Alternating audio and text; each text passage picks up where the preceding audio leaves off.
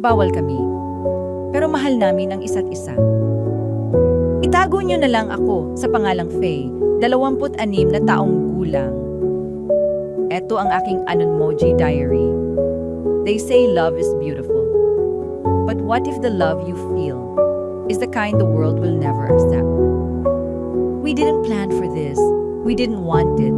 But somewhere between long conversations and quiet glances sa bahay, pag may family, gathering, o bonding, we fell. We tried to stop it dahil magpinsan kami. We told ourselves hanggang dito na lang. Pero kahit ilang beses naming piliting iwasan ang isa't isa, mas lalong lumalalim ang nararamdaman hanggang sa humantong na sa mapusok na ugnayan. We're not supposed to be together. People will judge us. Families will fall apart. Hanggang sa isang araw birthday ng daddy ko, pumunta ang pamilya niya sa bahay to celebrate with us. Sininyasan niya akong pumunta kami ng kwarto ko at sumunod naman ako. Pagpasok ko pa lang ng pinto, bigla niya akong hinalikan. At may nangyari sa amin. Sarap na sarap ako habang binabayo niya ako patalikod.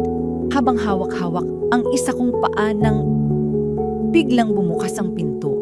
Napatigil kami habang nakabaon ang ari niya sa kepias ko. At biglang napasigaw ang mami ko at nahimatay. At iyon ang huli naming ugnayan. Nilayo ako ng parents ko. Pinadala ako sa US. More than 1 year bago ako naka-move on. Tanong ko lang, masama bang mahalin ang isang tao kung pareho kayong totoo pero maling tao sa maling panahon?